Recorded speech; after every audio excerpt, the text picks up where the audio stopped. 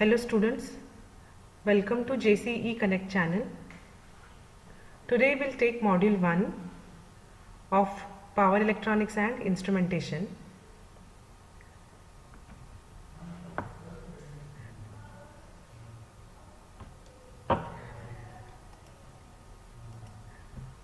Now you are studying the subject now, electronic devices. What difference is there between the electronic devices subject and the power electronic subject is that in the electronic devices what you are using, the diode, transistor, say BJT, MOSFET, IGBT, they will handle very small amount of voltage and current and they give us very small amount of power. Whereas power electronic system, it will handle large amount of voltage, current and gives us the large watts of power. For example, in your basic electronics you have used the devices like BJT, diode, they works on milliamps of current. I'll repeat, what you have used in your basic electronics subject, the diode, you have studied their BJT, bipolar junction transistor. Those devices handles milliamps of current and say maximum 30 volt of voltage they will handle. Whereas our power devices, for example, power BJT, power diode, power MOSFET, power IGBT, they can handle thousands of volts, hundreds of amps, thousands of watts of power. I'll repeat the main difference between the power electronics and the basic electronics what you have studied. In the basic electronics you have used the devices like diode or BJT, they handles some 30 volt, 20 volt, max 30 volt, max 30 volt.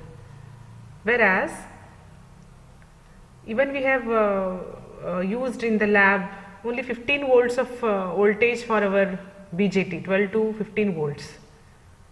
But in the power electronics system, we have devices like power BJT, power MOSFET, power IGBT, power diode. They can handle thousands of volts and hundreds of amps of current, and power is very high here. Now we'll begin with the power electronic system, the block diagram. We have here the power source. The power source can be here, it can be a AC source or the generator. Next is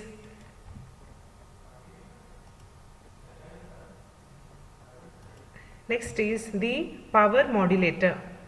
What is this power modulator? The power modulator converts the input power which is suitable for the load. For example, now how we say practically, if we are controlling the speed of the motor, for example, if I want to control the speed of this motor, then here I have, say this is DC motor. This is a DC motor. Example, say this is DC motor. I want to control the speed of this motor. Power source is what now here? AC mains I have taken. But this AC mains can't be given directly to this motor. So what we use here? Rectifier circuit. Or I will say here power modulator can be a controlled rectifier. It is the controlled. I can control the rectification of voltage here. So I can say here how we define the power modulator. The power modulator converts the input power which is suitable for the load. Okay, this is my load now. Now this is the sensing unit. Sensing unit measures, what is the use of sense? If the name itself will tell you. It senses the speed of this motor. Here we have a motor, its speed is sensed here. And compared with the command, here I have a command, it is compared with the standard value, threshold value I will say. It compares and this command control unit is the sensing unit compares the speed of the motor with the command unit. I'll repeat once again from here. What is this power source? The power source is AC mains. What is this power modulator? Example, if I want to control the speed of this DC motor, then I want here DC voltage, so I will go for rectifier circuit here. So this power modulator is example here rectifier, which is converting AC voltage into DC. Now this is given to the motor. Now this is sensing unit. This sensing unit compares the speed of the motor, means you are measuring the speed here, with the command unit.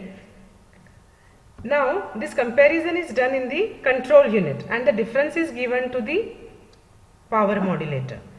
And if you have any difference, then this voltage is adjusted so that the speed is controlled. For specific operations, I want say the speed of the motor as 100 rpm, but you are getting 101 rpm. Then sensing unit senses this.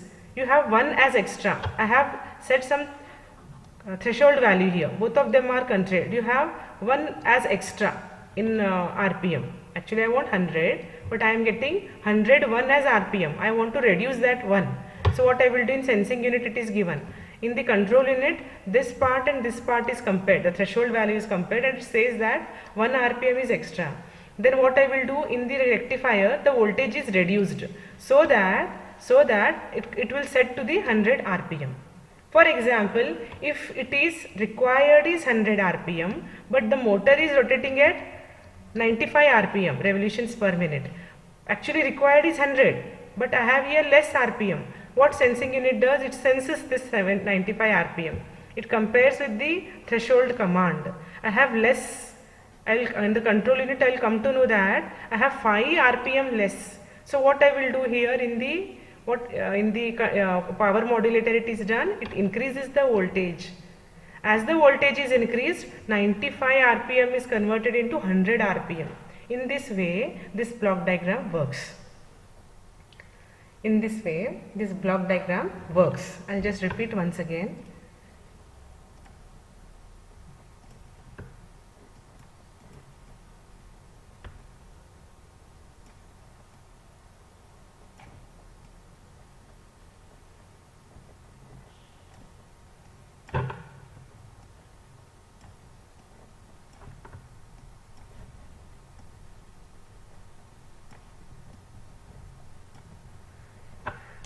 Now how we define actually? Power source is AC mains. AC mains what you will be having in your home, no? 230 volt 50 hertz supply. This is the power source.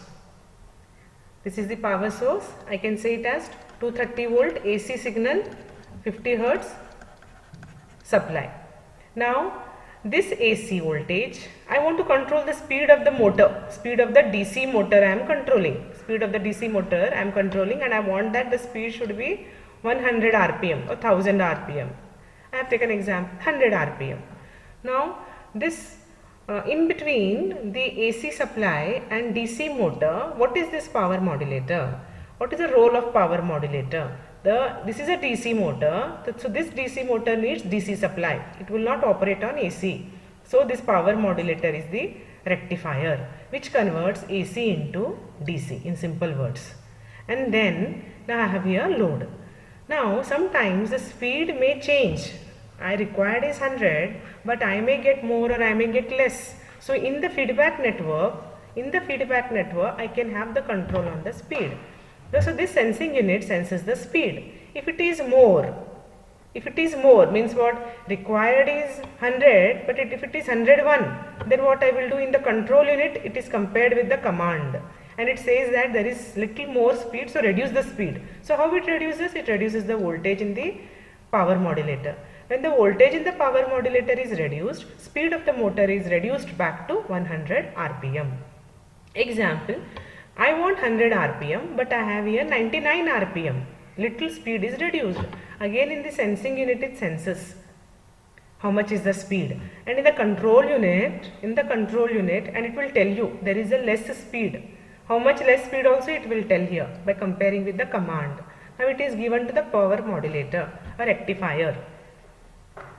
Then in the rectifier, it will increase the voltage so that the speed is increased from 99 to 100 rpm. It will maintain that constant speed, and this process continues.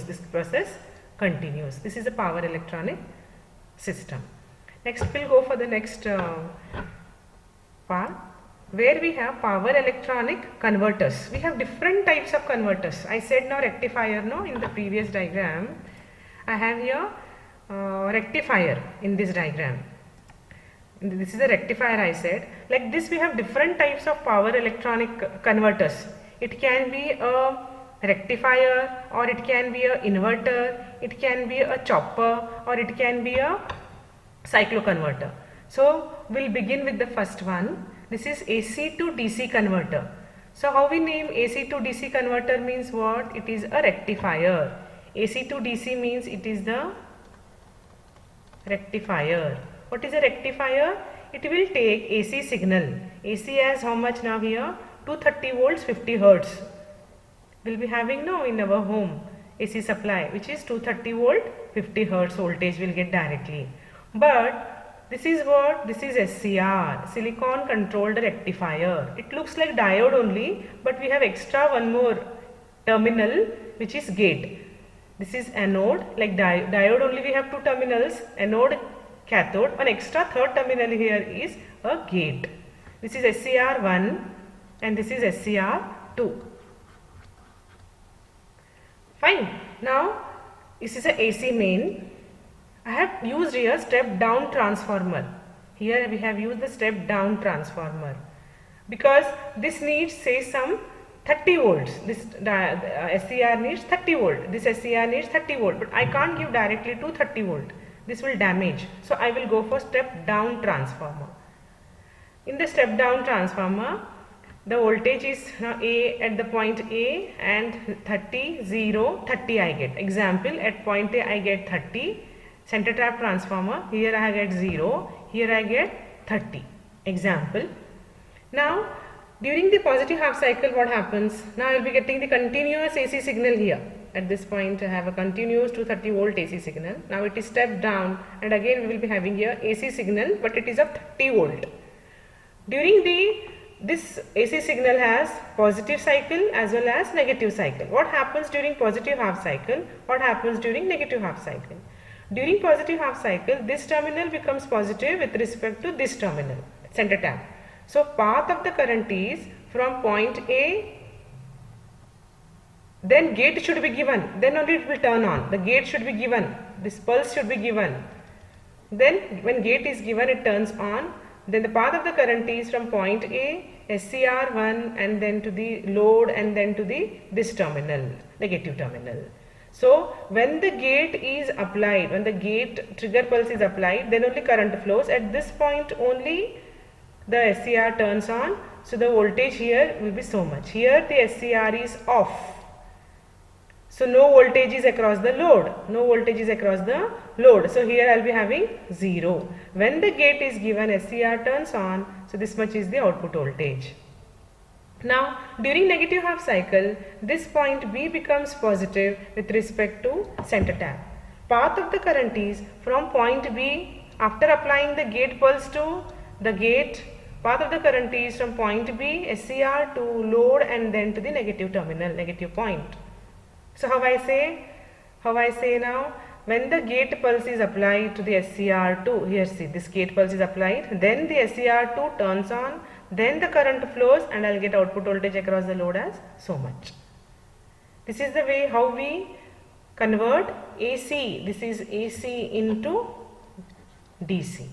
This is called as the controlled rectifier. Why it is called as controlled? Because when you apply the gate pulse, then only SCR turns on. And if I apply at this point gate pulse, at this point the SCR will turn on. If I apply at this point gate pulse, at this point, so it is called as controlled. You are controlling through gate, you are controlling the SCR. So it is controlled rectifier. I just repeat once again.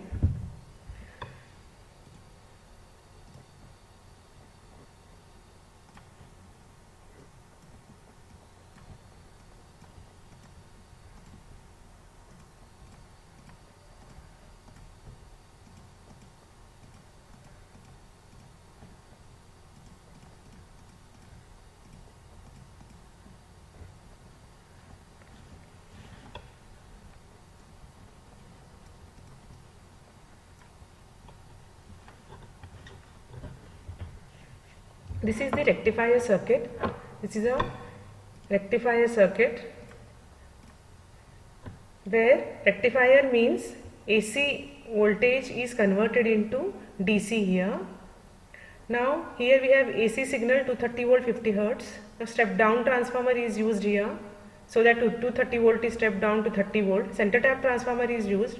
So at point A I have 30, here I have 0, here I have 30. Example, I have taken 30 volt. And then when the gate pulse is applied to this SCR, then only SCR turns on. Similarly, when the gate pulse is applied to this SCR, then only it will turn on, otherwise it is off, as if it is open. During positive half cycle, means I have to measure the output for positive half cycle as well as for the negative half cycle. During positive half cycle, point A is positive with respect to the center tap. After applying the gate pulse, path of the current is like this way. So when the gate pulse is applied here, that time SCR turns on. At this point only I have the output voltage V0. During negative half cycle, point B is positive with respect to the center tap. Path of the current is, after applying the gate pulse, path of the current is point B SCR to RL and then to the negative point at this point. So how in the waveform it will be? After applying the gate pulse at this point, I will be getting the output voltage like this way, because current flows after applying the gate pulse to the SCR2. In this way we are converting AC into DC. Next comes DC to DC. Next comes DC to DC. It is also called as chopper. It is converting DC voltage into output voltage as DC only. Here we have used here power BJT. What difference is there between power BJT and you have used BJT in the basic electronics? Why it is called as power BJT? Why not simple BJT? Difference is that it works on thousands of volts. It can handle thousands of volts. It can handle hundreds of amps of current. So you can assume how much will be the power. Power is equals to voltage into current. Kilowatts of power it can handle. Very large amount of voltage and current can be handled. So only it is called as power BJT.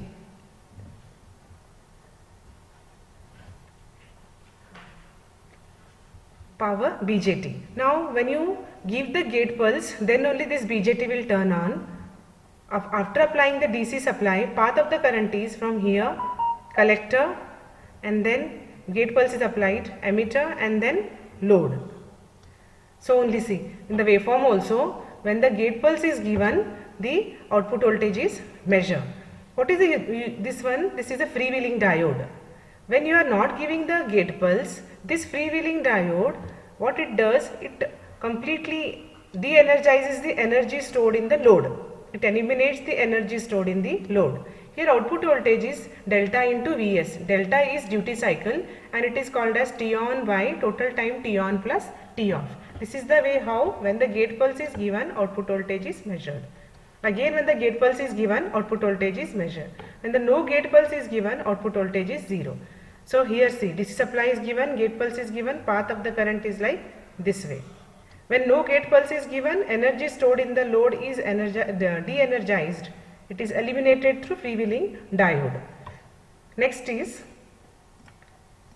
DC to AC converter. It is also called as DC to AC converter or even as inverter. Inverter, what it does, it converts DC input voltage into AC output voltage. Inverter, it converts DC input voltage into AC. AC to AC converter is what? It's called a cycloconverter. It takes the AC input and it gives the AC output.